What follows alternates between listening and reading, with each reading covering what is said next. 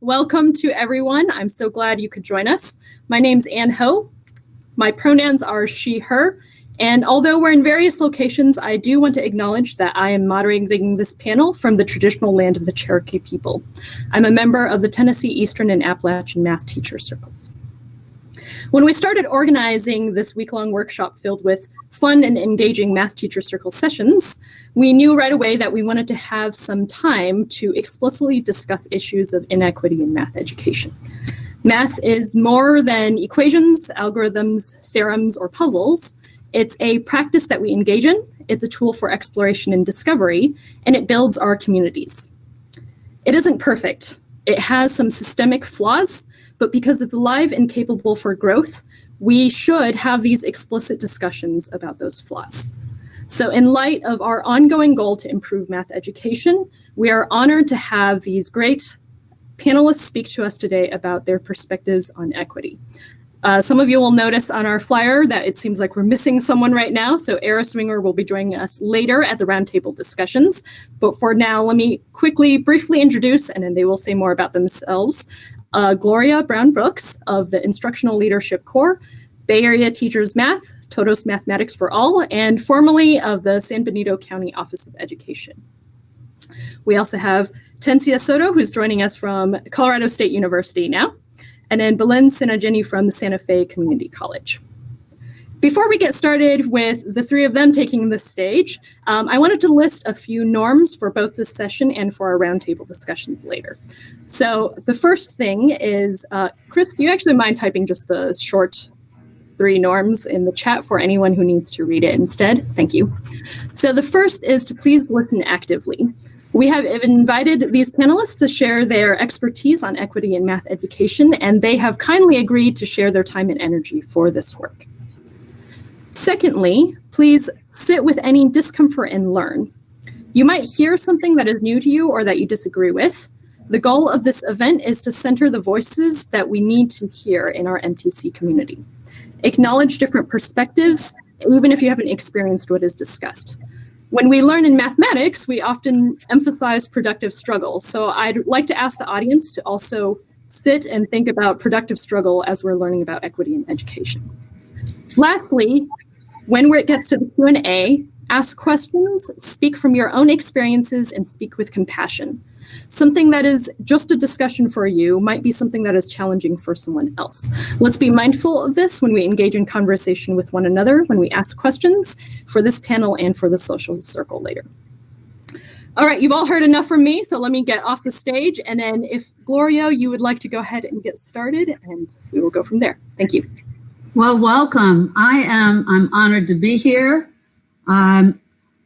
I have to give kudos to the American Institute of Mathematics because I was one of the members of the original Math Teacher Circle.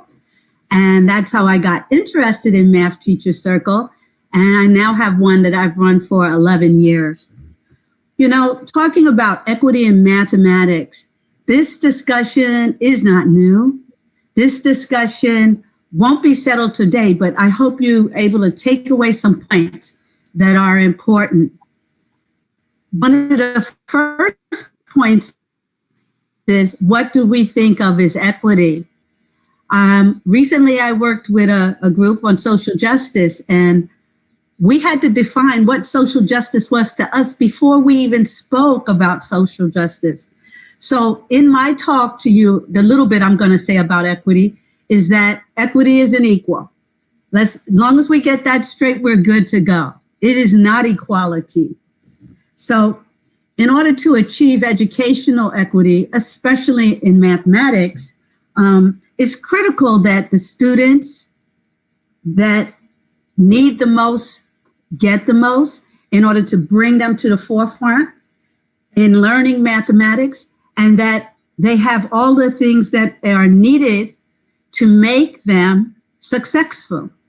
And I'm going to go on to one of my other people because I could talk all day. So I don't know if I call on them or what. So Hortensia. Thank you, Gloria. Let's see, I'm Hortensia Soto. I'm at the university, or no, I'm not. I'm transitioning to Colorado State University, but I have been at the University of Northern Colorado for 15 years. I do professional development in K through 16, and subliminally, before equity was really a buzzword, I've been talking about it, mostly because of how people have treated me in kind ways. And so that's when I think about equity, the word that really comes to mind for me and what I think plays a large role in being equitable and having equitable teaching practices is the word compassion. And I've kind of been blending those two words to this word equipassion is what I've been saying lately. But I think before we can be compassionate towards others, we first need to identify and reflect how others have been compassionate towards us. It doesn't necessarily have to be in the mathematics classroom, but where have we experienced compassion from others, and how can we pay that forward? There's lots of different ways that we can be compassionate with our students. There are big ways, but there's lots of small ways, and sometimes it just takes one of those little small gestures of compassion. A high five, a smile, knowing names, sharing stories, ours and theirs. And it doesn't have to be conversations related to mathematics. And I want to share 7 R's that I recently came across. This is from the Impact 360 Alliance, which has nothing to do with equity, but it's a group that looks at natural hazard centers. And when I looked at their work, I thought, is this about equity? Because these 7 R's that they discuss really resonated with me. And I'm sure we'll talk about these throughout this session, but I want to share those 7 R's. Respect, relevance, responsibility, relationships, redistribution, reciprocity, and relatedness. And I hope that we can talk about how these 7 R's connect to equity. All right, and I'll hand it over to Belin. Hortensia, Belin Tsinnajinnie, Filipino Nishla, Touching Bashi, Filipino Dashi, Tsinnajinnie Nationale, Santa Fe, New Mexico, Santa Fe, New Mexico, de Kashi, Nanojin de Nasha, Akotego de Nishle. Hi everyone, my name is Belin Tsinnajinnie. I introduce myself in a traditional Navajo way where I talk about my clans from my mother's side, the clans from my father's side, and then talk about where I'm from physically. I also introduce the clans from my grandparents' sides as well.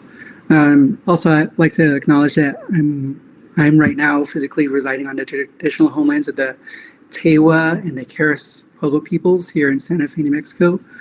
And a lot of what I've been interested in talking about equity and mathematics education has to deal a lot with identity. And what I did is a way of identifying myself and a way that I'm connecting to my past histories in a traditional way.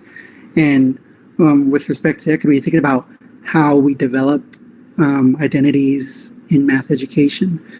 And for math circles conversations, I'm really interested in thinking about the connections between place and our identities. And when we're talking about equity and the way that students identify with being doers of mathematicians or not doers of mathematicians, that we consider the identities that our students bring into the classroom. And when we're talking about math circles, we're thinking about situations where we're trying to think outside of what happens in a classroom. And with that, I'm really interested in thinking about bringing place back into our conversations with respect to thinking about identities in our classroom, where we think about mathematics as universal, we think about mathematics as being culture free.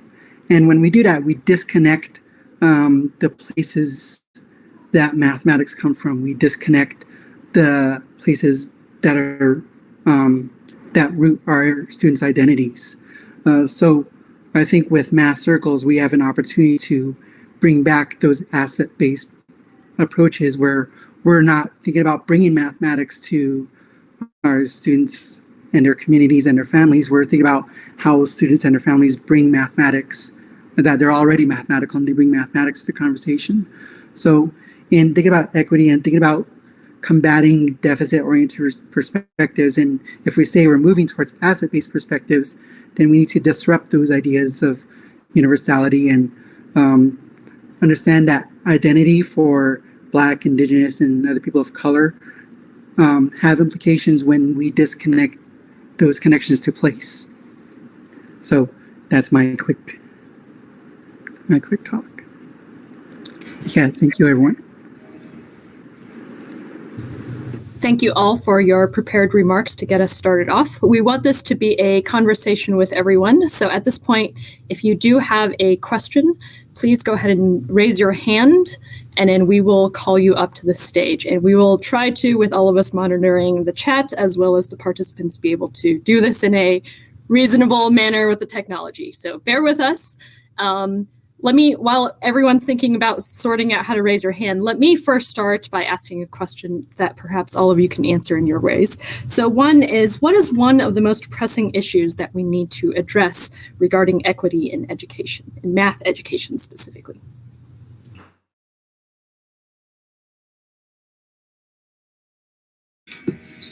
This is Gloria. One of the things that I feel is very important is access, and having access to an excellent mathematics program, instructional, not having the teachers bound to a schedule where they have to teach a certain thing a certain day. The student may not have understood, and there's no going back with those, I don't want to name them because it's a California thing, and providing solid support for their learning, because the response to the knowledge that our students already have is not one of the things that's accessible in the general classroom. We don't really acknowledge their intellectual strength or personal interest when we follow a curriculum and a map.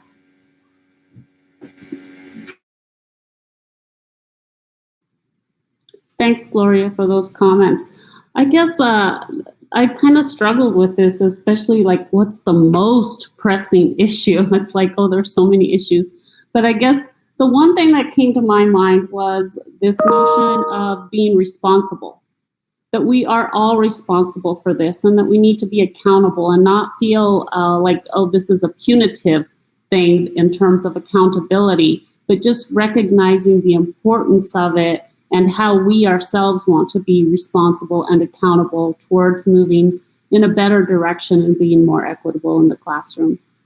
I'll hand it over to Belin. Thank you, Hortensia. Yeah, I agree with you that it's hard to talk about what's most pressing, but I'm thinking about the upcoming and current situations where we're having students work from home and having to feel like their households and families need to support them at home.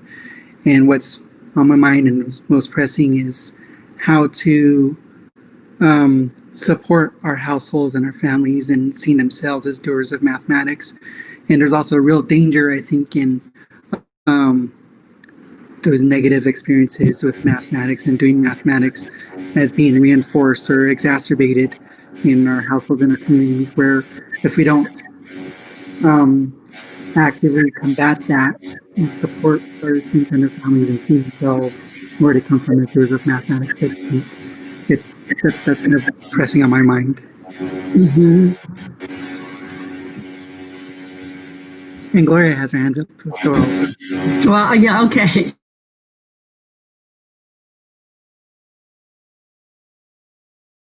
Gloria, you're still muted. I'm sorry. I had unmuted me. Well, anyway, do you know what you brought up is so beautiful, but so timely, because here we are dealing with technology, traumatized teachers, traumatized youth, traumatized families, all at the same time, and figuring out how to make it work. And so that throws a whole nother light into equity. a whole nother light on equity. That's all I wanted to add. Yeah.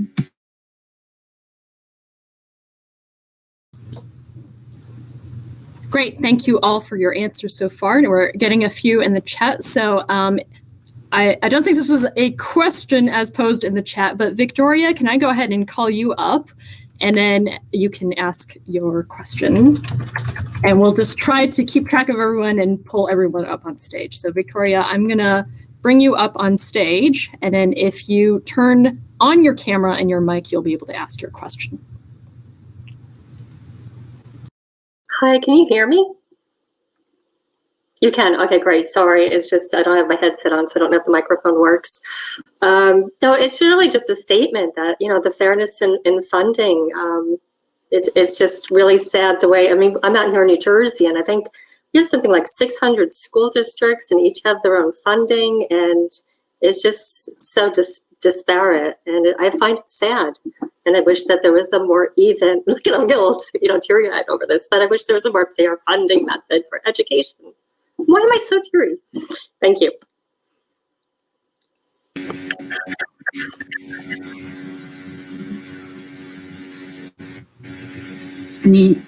So would any of the panelists like to comment about the funding comment or anything to add? And if not, Victoria, okay. This is Gloria. And Gloria, I think you're muted right now. Yeah, I turn it off and it instantly comes back. So I don't know what happens. I leave my hands here. Okay.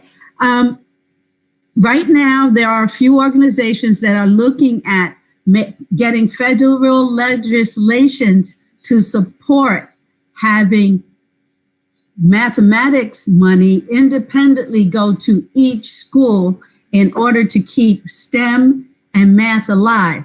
But that's a long way down the road. So that was my answer to Victoria.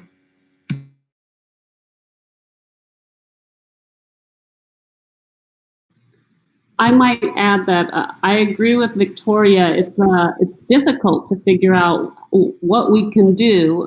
Certainly if we all had money in our pockets, we could probably do something. But I think it comes back to the part about being responsible. So how can we be responsible in terms of writing to our congressmen, congresswomen, and just getting in motion about what can we do in order to transform that disappropriate use of funds.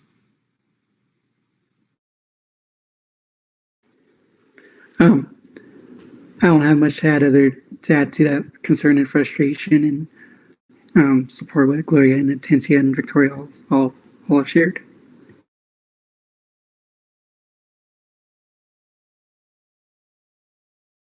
I will go ahead and bring Kathleen onto the stage then for the next question. So Kathleen, you should be able to get on the stage and turn on your camera. Thank you.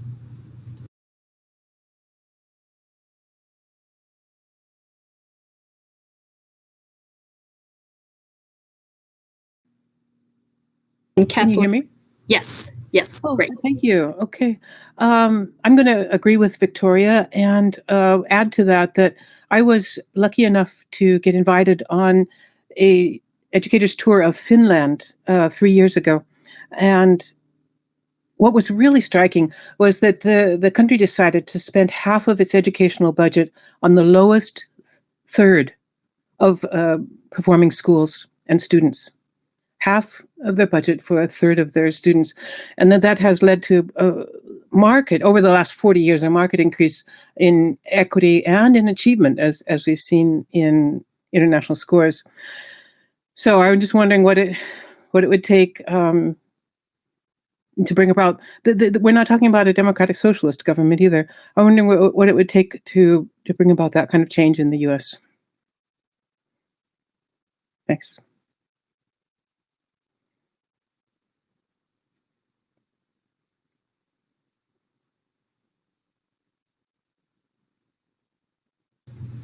And I know it's always a little awkward with the virtual space. So thank you for your comment. Anyone want to comment about the additional comment here from Kathleen?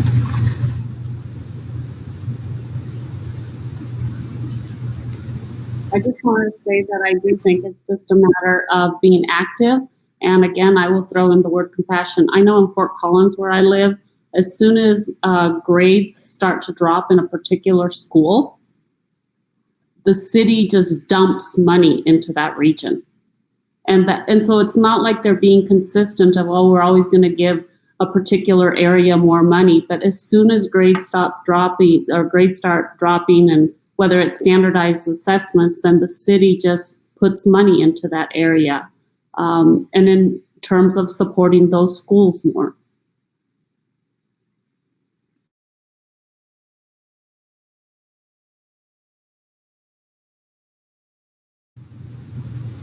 And it looks like we briefly lost Gloria, but we'll make sure that Gloria is able to join us again. In the meantime, I'm going to call Nathaniel onto the stage and you can ask your question.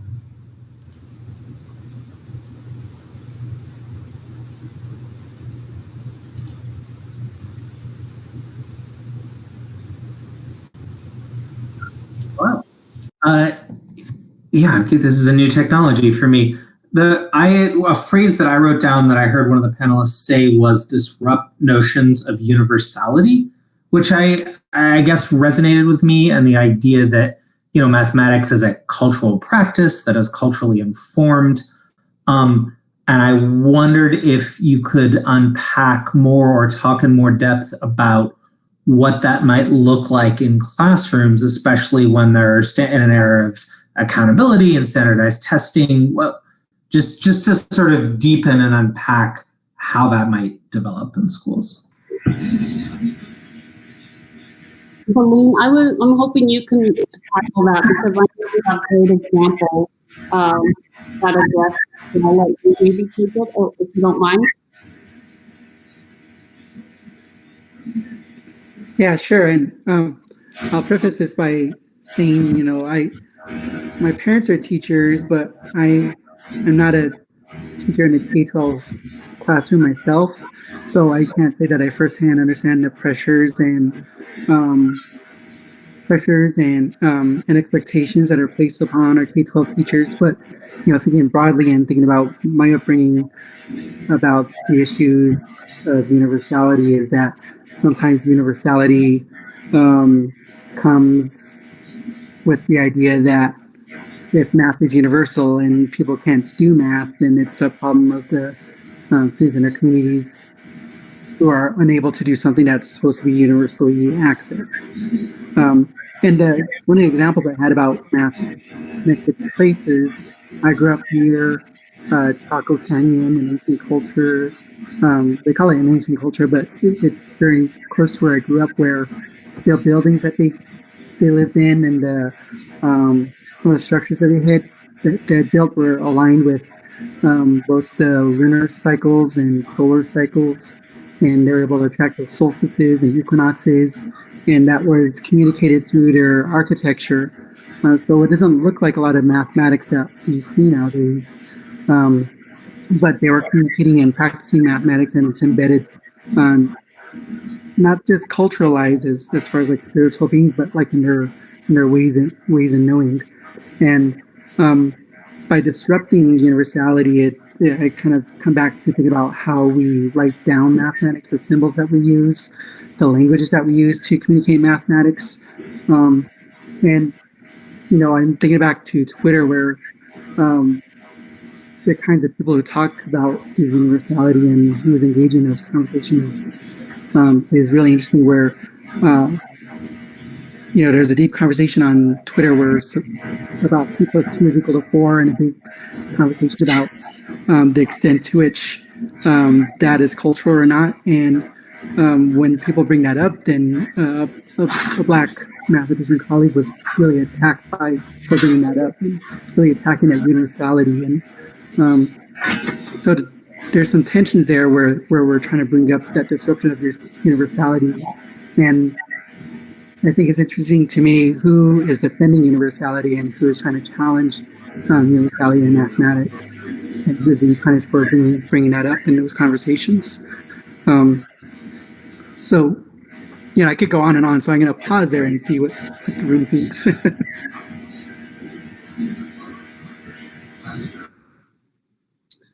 I guess I'll just add that I think if we think about it just in simple terms, it's thinking about that students can think about mathematics in different ways. They can have different solutions.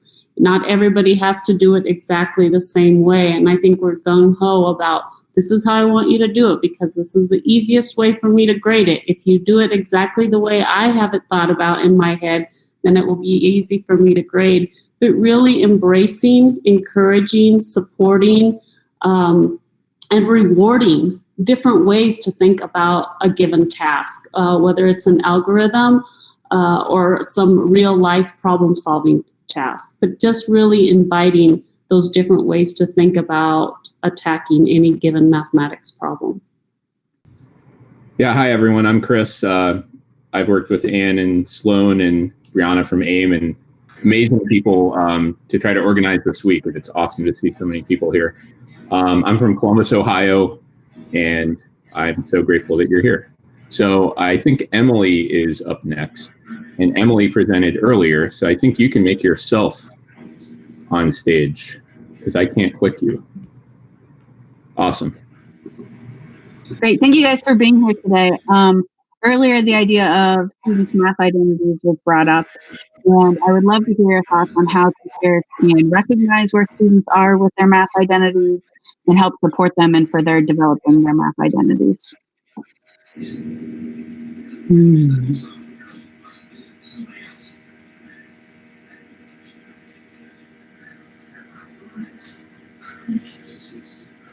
Not sure.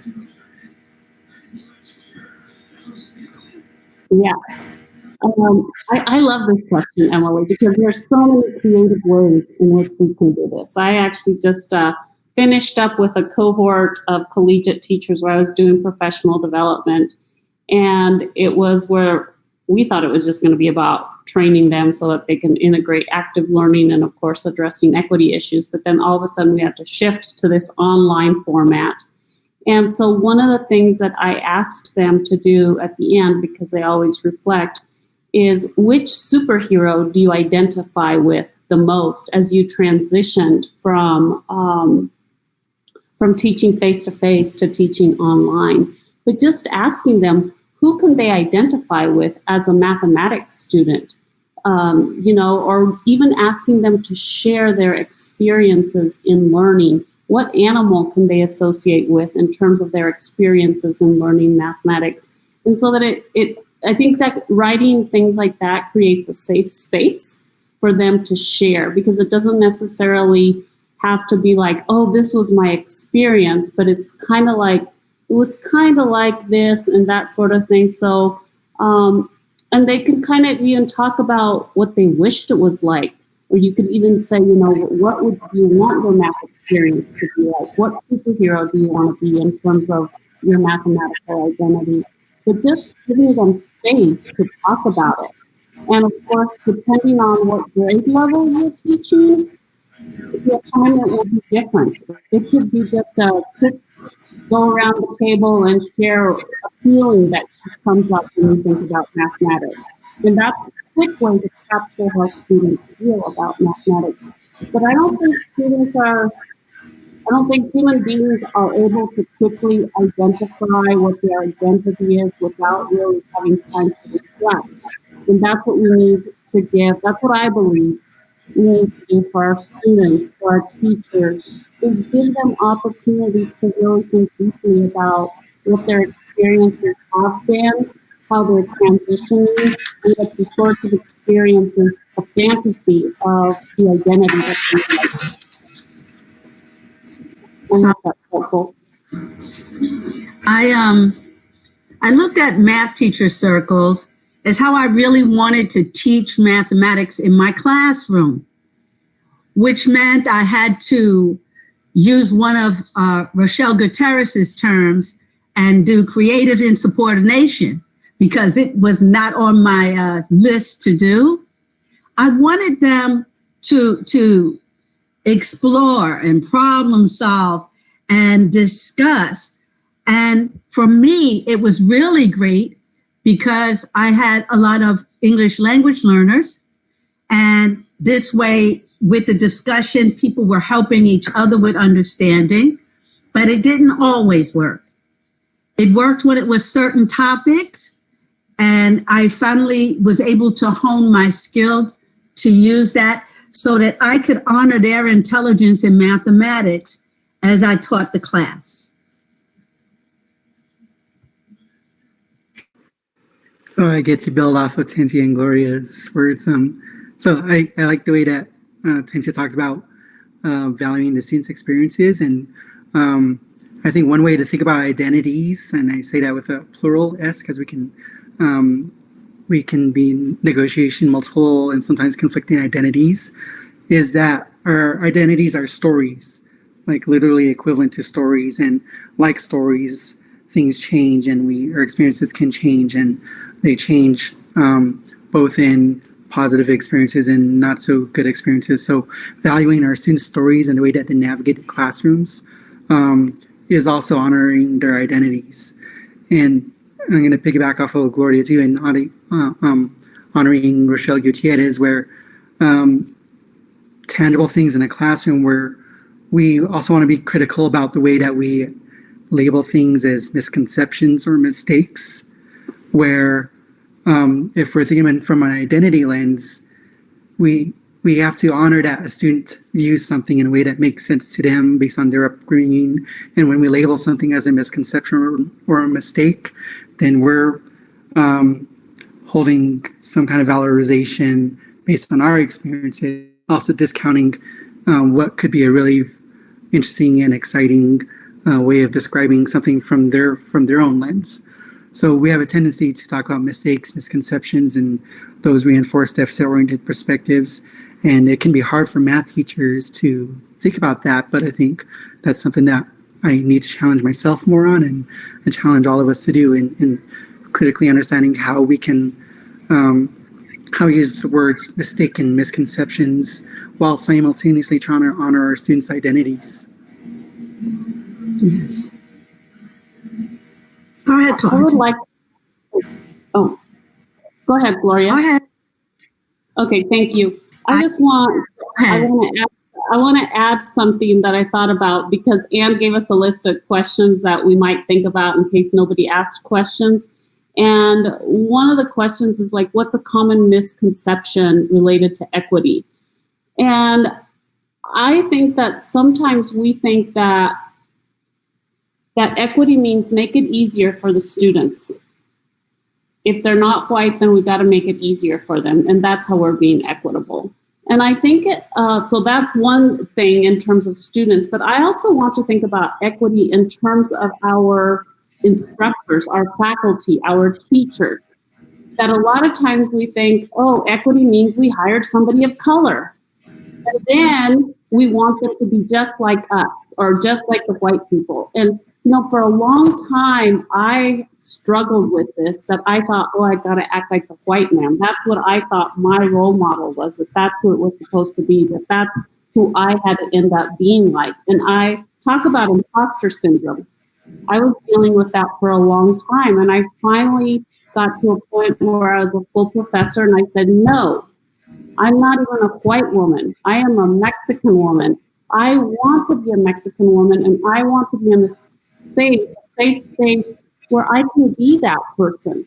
And that's part of the identity of how can we embrace who people really are and what they bring to the table. And identity doesn't mean let's transform them so we all act and look alike. Well, I look at equity relating to this subject differently, because I look at it as an opportunity. You don't have to be Black. You don't have to be on the reservation. You don't have to be Mexican. There are some kids that are in, and I don't like to use the term, but I'll say it, maybe the lower quartile, that are none of the above, and they still need to be educated. They need an equitable education just as well, without looking at the color of their skin. The minute we start thinking of equity just with skin color, then or whatever mode, we start having a problem. That's it.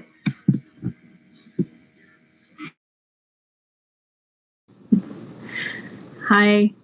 I guess I was really struck with the question about thinking in the here and now with the situation we find ourselves in, how wondering if folks had more specific thoughts about how we work with families to really kind of heal, this, in my personal opinion, horrible thing we've done to people in their relationship with math through the way we teach math here, and which is why I love math circles, because I think it, does it differently.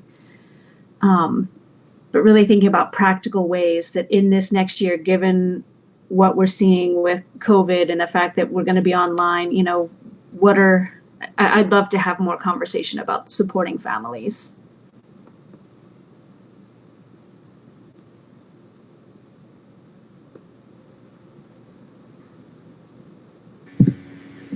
Well, hi, Lee.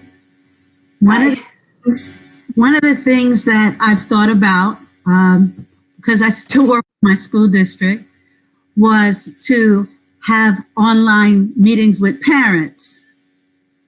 We have only in the discussion phase at that time, but because parents have been so left out of a lot of the mathematical opportunities, we just talked with TODOS as well about just doing a month of basics and things for parents, and maybe having parents ask questions.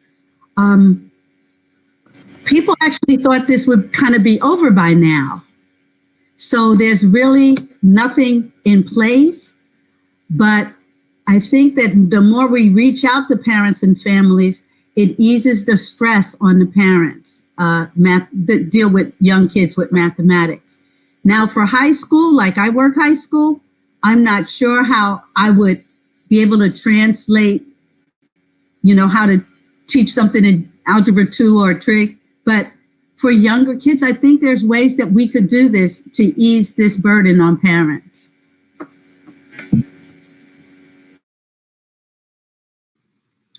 Yeah, I think just I'll add to Gloria and Lee. I don't know if this is going to be helpful, but it's the idea that I have on the spot is just like we have math teacher circles, and we have some places have teacher-student circles where they bring in the students and the teachers together.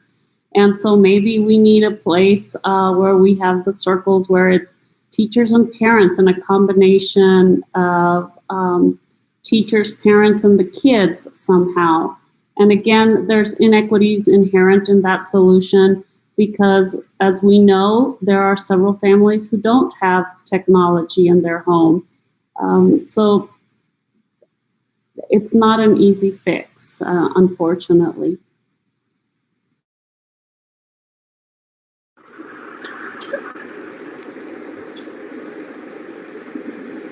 I turn on my mic, then I pause because I didn't know where to start. But yeah, I think kind of this isn't concrete or specific because I don't have the answers either. But I just kind of go back to some experience I've had where my brother-in-law, my sister's husband, works in a casino, and he talks about how he feels that he cheats at mathematics because he does things in a different way in his head. And by cheating, he means that he's not using a standard algorithm. He uses different algorithms than what he's using. And so, as part of the experiences that some of our parents and community members have, where they have their own ways of doing things, but then they've had experiences where that was devalued and invalidated. So as we reach out with our math teacher circles, and I think one of our goals is the kind of asset-based approaches that we take on with our students, that we think about ways to do so with our families. And by families, I don't just mean our parents, but our siblings and the way that they engage with each other, the multiple generations that might be in one household, and the resources that they reach out to, and the many different ways that they've gone out and done things too. And how do we communicate and value what all people in their lives have done and validate those math experiences, and being mindful of the not so good experiences that we might have. And mother-in-law. I think it's beautiful when people can come up with their own way to solve mathematics. But I think, and I know I talked to someone a couple of years ago about writing a paper about how my grandmother and them, my great-grandmother raised me. I didn't know they didn't go to school. And they knew everything to the penny, how to take care of their money, the rent, and all of those things. So we don't value enough. But what's the problem with now is that the stuff that the kids will be taking home or doing online, I don't think a lot of parents understand it. I've even looked at some of the programs online with questions, and they're kind of difficult without guidance. But I don't know how you'd go past that. I really don't. I don't want to say. Yeah.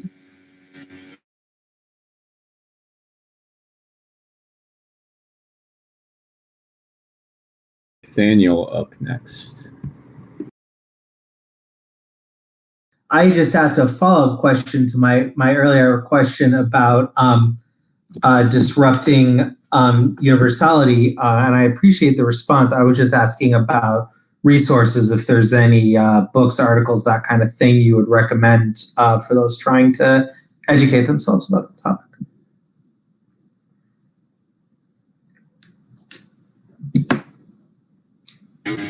Do you mean on equity itself? Well, I meant in particular this idea of multiple ways of knowing, or this whole 2 + 2 = 4 discussion on Twitter, and as Belin was saying, who's supporting the idea of mathematics and universal, and who is defending it. I just don't know if there's any, I don't know, I'm someone who likes to read to try and understand a topic better, and I wondered if anyone had things they'd like to suggest. Wow. Critical theory around that. Okay. There are a lot of books on equity in mathematics, and then there are books on equity in the classroom in general. Let's see. I know Boykin and Pedro Noguera. There are position papers out by NC, TM, and TODOS. There are works from, and I can't think of the name of the company now, I'm sorry, but there are a lot out on teaching with social justice, and I think I might have one.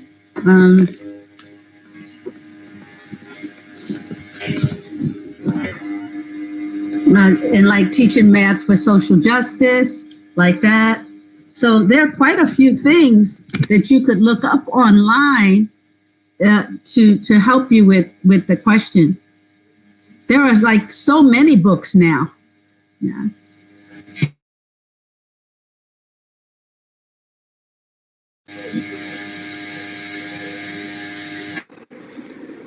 And I think within those realms, there have been conversations about ethnomathematics, and there are a lot of authors in a big field of papers and literature and realm of ethnomathematics. And, right. And Rochelle Gutierrez, one of her recent works in Living Mathematish, talks about not just mathematics, but other beings aside from humans, and the way that we can learn from them, much akin from, I forget that she has a history in biology and how indigenous cultures have learned from animals, and that the way that they navigate the world, how we can some way think and understand how animals do their kinds of mathematics, and the ways that we can learn about ourselves doing mathematics by observing what plants and other sentient beings do mathematics. Also, TODOS Mathematics online, we have resources for that. And for the lady from New Jersey that asked earlier, We the People, the National Alliance, is looking forward to trying to get legislation done to help all students in mathematics as well. Yeah, there are so many resources, and certainly we can't list them all right here, but do a Google search. And of course, some are more readable than others, but I think ethnomathematics is a great place to start. There's math on the streets, research. So, I mean, certainly if you reach out to any of us, I'm sure we could all provide you with a giant list. So I just remembered that I prepared this too, that the Seattle a district in Seattle made news by integrating ethnic studies with mathematics and create a Yes. rubric, K-12 rubric too. So it's been done in public schools before, or at least been attempted to. Yeah, if you Google Seattle ethnic studies math, then you'll find conversations about that, and hopefully some resources for you too. Yeah, and the resources are there, Belin, right there online.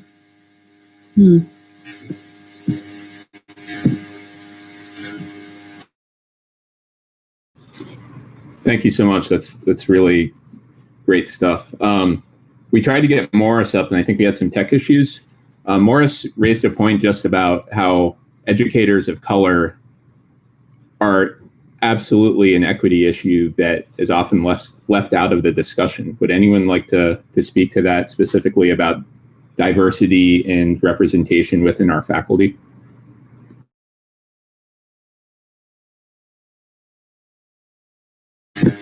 Well, I'll say this.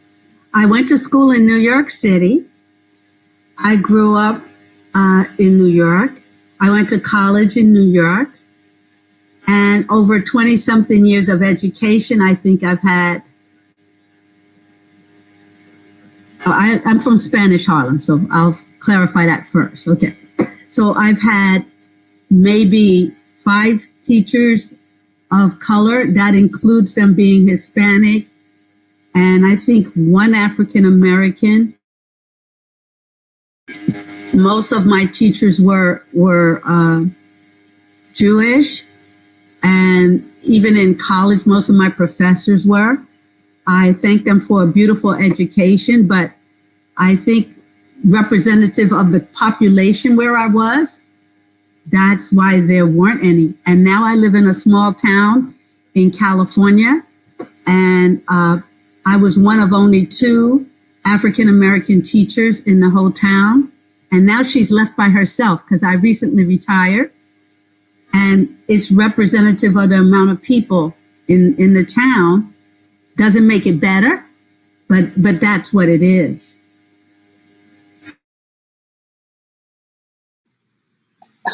I could talk about this for a long time, but I won't. I think role models are important. In all my years of education, I had 1 female instructor. And I studied in Nebraska, Colorado, and Arizona. And, I was in a class with a name like mine where there was always a big pause. And so I always knew they were to my name. And, I've had things like horseradish. And so when I was in a classroom where all of a sudden I heard Hortensia Soto, I was like, oh my gosh, she said it just like my mom does. So I loved that woman from the get-go. But just having people, and so when I talk about compassion and that there are small little things that we can do, that was a very, very tiny thing that she did, but it was huge to me. And so I do think that we need role models when we talk about creating identities. How can we have an identity of where we think, oh, that might be who I'm going to be when we've never seen one of us be one of those? So yeah, I think it's very important. And there's lots of, and it's not just about people of color. There's so many inequities that emerge in so many different ways. I think about our adjunct faculty, the inequities that they experience. So there's so many ways that we really need to think about how to better help one another as we navigate these waters. But yeah, definitely needed. And I'll add on that part of the challenge is not only getting to those positions where there's representation, but where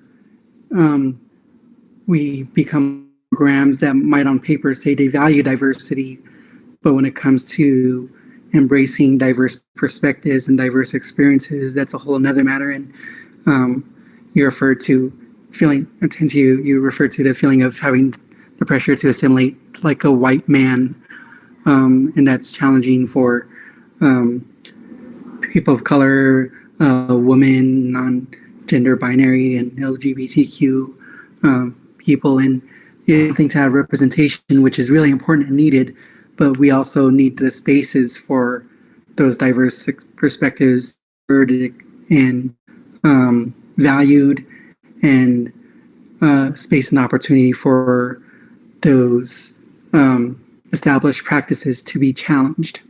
And that's, that adds on to the layers of challenges in diversity in faculty at all levels, adjunct, teachers, staff, administrations, leaderships.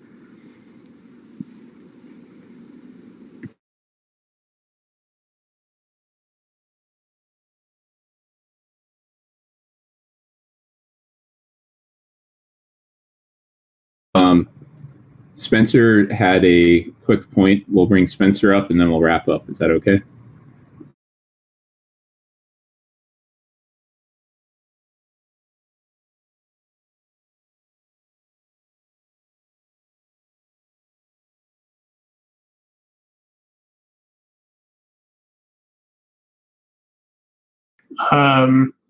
It's good to see several of you who I know from other places.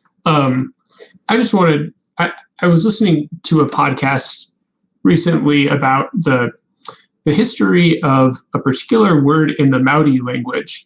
And they made the point that, like, as so often happens in colonialist settings, like when England came and established schools, it suddenly became punishable to speak Maori in schools.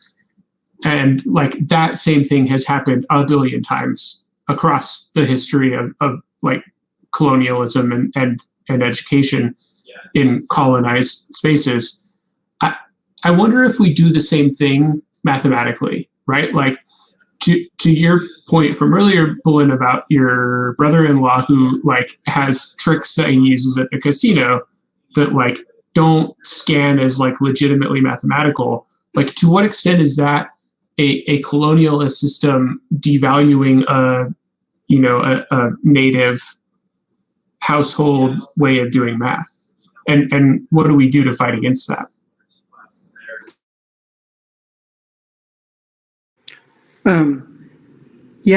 In my dissertation, one of the realizations I had was I came into my dissertation trying to understand the impacts of assimilationist policies and practices that happened to the generations before me, how those practices impacted the current generations and our current students. And the realization I had was that it wasn't that it was the past practices, it was the same practices that are continuing on today, the same practices that took generations before me away from their homes and punished them for speaking their languages and practicing their cultures, that's still ongoing today. And Danny Martin kind of talked about that from a Black perspective, how all of the reform movements from the beginning that go under the guise of equity or equality for all or mathematics for all have still fallen under that same assimilationist projects where the effort is still to assimilate minds and access resources for land and labor. And those are practices that are still ongoing today. So I think these conversations are important. I, as far as what we can do today, I'm still figuring that out. But part of what we're doing is unraveling where those moments happen, why we value place, why we do land acknowledgements, why we say Black Lives Matter, and how that contributes to why the structure of math education is what it is nowadays, and how that has always stripped Black, Indigenous, and peoples of color, and how it continues to strip Black, Indigenous, and peoples of color and other marginalized groups of their identities. So they're not separate issues, they're ongoing issues. Much like languages and cultures, it's been done mathematically, and why the 2 + 2 = 4 conversations are so hard for many to grapple with is not having enough experience understanding those histories, those policies, and the politics of the land and the people who have inhabited this land and who have taken over these lands. So yeah, I could go on more too, but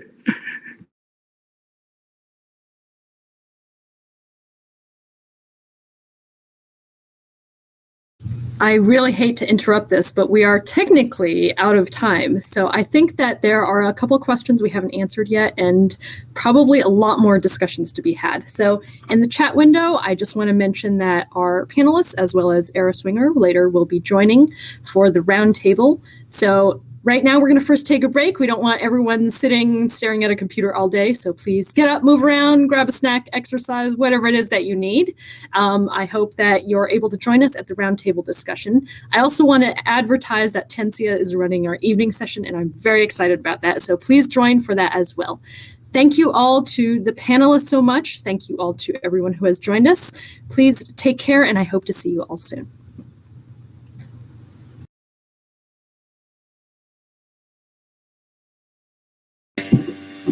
Thank you so much.